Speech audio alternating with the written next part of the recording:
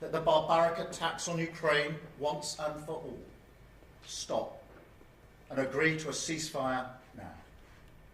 And let's be clear why this is so important. Russia's appetite for conflict and chaos undermines our security back here at home in the United Kingdom. It drives up the cost of living, it drives up energy costs, so this matters deeply to the United Kingdom. That is why now is the time to engage in discussion on a mechanism to manage and monitor a full ceasefire and agree to serious negotiations towards not just a pause, but a lasting peace, backed by strong security arrangements through our coalition of the willing. And we won't sit back and wait for Putin to act. Instead, we will keep pushing forward. So the group I convened today is more important than ever.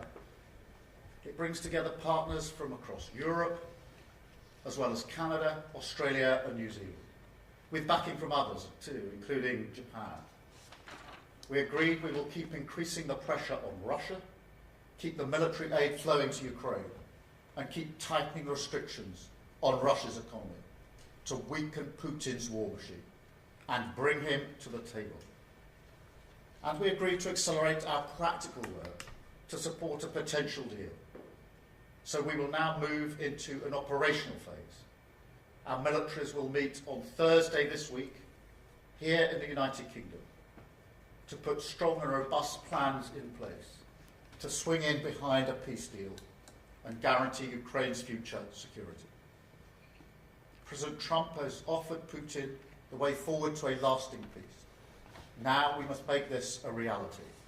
So this is the moment to keep driving towards the outcome that we want to see, to end the killing, a just and lasting peace in Ukraine, and lasting security for all of us. Thank you. I will now take some questions, starting with, I think, Hannah from the BBC. Hannah. Thank you, Prime Minister. You've said now is the time for concrete commitments. Can you give an example of a concrete commitment that has been made this morning? How many countries have indicated they might put troops on the ground, for example? And a second, if I may, you're doing all of this work on what a peacekeeping force might look like. What if Russia simply won't accept one? Well, let me start from the premise that a lot has happened, obviously, since we had the meeting at Lancaster House just under 2 weeks ago, particularly developments this week in relation to the position of Ukraine. And the group that met this morning is a bigger group than we had 2 weeks ago. There is a stronger collective resolve, and new commitments were put on the table this morning, both in relation to the coalition of the willing in terms of defending the deal, also in relation to the wider point, which is the collective defence and security of Europe. So more commitments on the table this morning, and an agreement that we now move to the operational phase, which is why the talks on Thursday, the military talks, will become the next focal point. There was a wider agreement this morning, which was that the yes but from Russia is not good enough, and that we agreed our collective pressure will be put on Russia from all of us who were in the meeting this morning. So I'd say overall we are successfully gathering political and military momentum. I think more widely there was an appreciation this morning that a wider argument that I've been making that goes beyond just the question of Ukraine is that Europe needs to step up in its own defence and security. And so we've moved forward on that front today because some of the commitments that were made were beyond simply the coalition of the willing in relation to making sure that we can defend any deal in Ukraine if one is reached, but also a step up for the collective defence and security of Europe, which is a really important part of the argument I've been making about the era that we're now in. In terms of Russia's position, I think it's really important at this point that we put maximum pressure on Russia. This yes but is not good enough, And that's why the collective resolve this morning was to put pressure, and we can collectively put pressure on Russia. There were a lot of countries represented this morning, a very strong collective resolve. And so I think we made real progress this morning. And that momentum and that resolve by a number of countries and making sure we continue to be forward-leaning is really important. Thank you very much. I've got Harry from ITV. Thank you, Prime Minister. What you haven't mentioned today is a US security backstop. Have you concluded that Donald Trump isn't prepared to provide a security backstop? And do you think this coalition of the willing can defend Ukraine without the support of the US? And secondly, if I may, you've talked about a full ceasefire agreement. At the moment, President Putin is suggesting he's not willing to agree to a 30-day ceasefire. What hope have you got of getting a long-term lasting peace? Well, look, firstly, the position on the US hasn't changed. I've been clear that it needs to be done in conjunction with the United States. As I think you know, we are talking to the US on a daily basis. My NSA was over there yesterday, just arrived back this morning. So the position on the doing this in conjunction with the United States hasn't changed, and that's why we're having the detailed discussions that we are. On your wider challenge, that Putin is saying yes, but we need to get him to yes and get round the table. And I do believe we can apply collective pressure to that end. 2 weeks ago, I was challenged on whether we'd even get as far as we've got now. We have moved forward, and that is good. We now need to move forward again. And I think that having a collective resolve, which is a demonstration of the sort of momentum that we're building up now, political momentum, which is important to keep many allied countries on the same page, but also the military momentum, which will go into Thursday's meeting now, which is very much an operational planning meeting. Thank you very much, Sam from Sky. Sam Coates, Sky News. Prime Minister, I'm struggling to work out what the coalition of the willing actually does on the ground. As far as I understand it, UK troops couldn't fire at Russian troops. If Russian troops opened fire, we couldn't retaliate, and nor could anybody else, because of what that would provoke. So is it just some kind of slightly more tepid training mission in reality? What's the basis in international law? What's the remit? And why couldn't the UN be involved? Well, the operational meeting is where the discussions are taking place as to what the capabilities will be. I've indicated a willingness for the United Kingdom to play a leading role in this, and indicated that if it's necessary, that would be troops on the ground and planes in the sky. There are different capabilities from different countries, but those are the operational discussions that are going on in relation to what this coalition of the willing will be able to provide. But obviously, we've got to get a deal first, so there's the pressure that needs to be put on to Russia to get around the table, to get the deal. Then there's a question of a ceasefire for a possible short period, and then the lasting peace that we need to see. But if there's going to be lasting peace, there's going to have to be security arrangements. I've been clear and unwavering about this, because we know from history, recent history, that a deal without security arrangements is not something which Putin respects. And therefore it's in all of our interest to make sure the security arrangements are robust enough to defend the deal and to hold the peace. Otherwise, we'll repeat the history of recent years where Putin will breach the line again. Thank you. Caroline from the Sunday Times.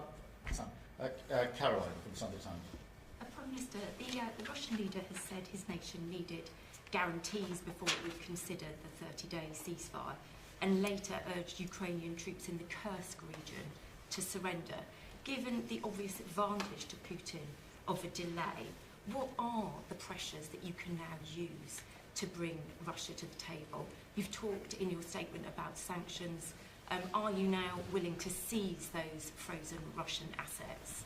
And also, what is your message to President Trump about the urgency of the situation now, that he must be part of the coalition to bring Putin to the table? I think there are 2 points of pressure. The first is more military capability for Ukraine, and fresh commitments put on the table this morning in that regard. So This group is moving forward on that. That's short-term military capabilities and longer-term military capabilities, because we also see Ukraine playing its own part in any security arrangements, which is very important.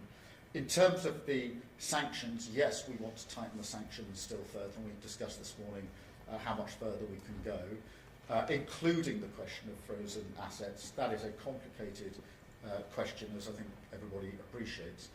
So we discussed further sanctions that have got nothing to do with the assets, which we will take forward as a result of this morning's discussion, but also a continuing discussion about what more can be done on the assets themselves. Thank you. Mikey from the Sunday Mirror.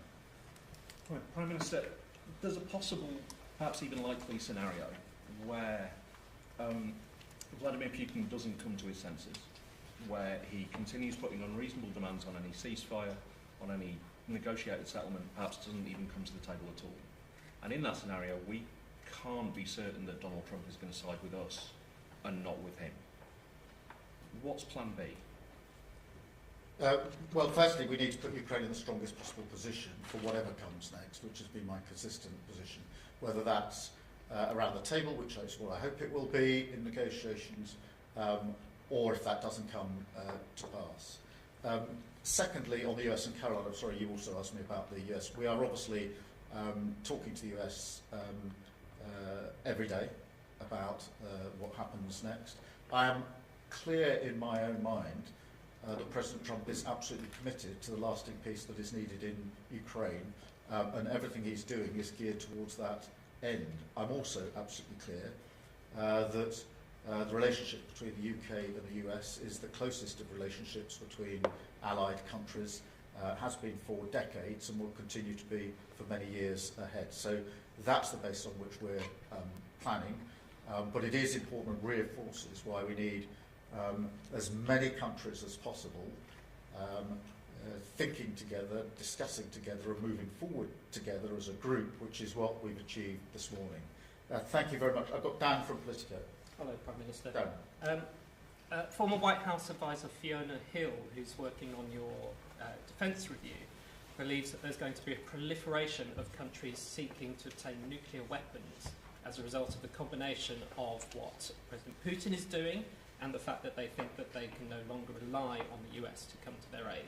So, do you believe that's going to happen? What do you think you can do to prevent it? And if I may, given PIP benefit is not linked to work, how do you square making PIP harder to claim with your stated aim of getting people into work? Well, on the question of nuclear weapons, obviously our position is that we will do everything we can to prevent any increase in the availability of nuclear weapons. That's been a very clear and consistent position of this government and, to be fair, of previous governments in the United Kingdom. So that remains our position. Look, on welfare, I've made the principles clear enough. We need to support those who need support and to protect them, but at the same time we need to make sure that we support and protect those who need to and are able to get into work, which the current arrangements don't, I don't think, adequately do, and that's why it's important that we make the case for reforming welfare, which is what we're doing. And I've got Anna from the Mail on Sunday. So the examples of pressure you've given, Prime Minister, are things that the UK has done before and to date, and they don't seem to be working considering the Kremlin's response. How are you concerned about that, and is there anything you're going to do to ensure that pressure is actually more effective, perhaps? Donald Trump has just announced specific travel bans for Russian nationals included. Is that something you're considering? Well, look, firstly, the effect of the sanctions on the Russian economy have been pretty profound. We shouldn't underestimate the impact that they've already had. And by doubling down and increasing the sanctions, that will cause even more pressure and pain on the Russians, in combination with what President Trump is indicating would be the consequences as he sees it and the action that he proposes to take. So that's quite a combination. On the question of Putin's position of yes, but we need to move that. But just as I stood here in London 2 weeks ago saying we need to move forward, we need to make progress. So I say it again, I don't accept that things are frozen as they are today, and that no party can now be moved forward. I don't accept that for a minute. I think that if we apply pressure, we show collective resolve and some clear-eyed leadership on this, we can move this forward to get the parties round the table for negotiations. And what then needs to come out of that is the just and lasting peace that everybody wants, not least the Ukrainians, and which is very important to the defence and security of Europe, and very important to the United Kingdom, because the impact of what happens in Europe always washes up on our shores, and it's already impacted us quite profoundly in the last 3 years. And that's why I think it's always important to appreciate that what's happening internationally is having a huge impact on us domestically. Thank you very much indeed. Thank you.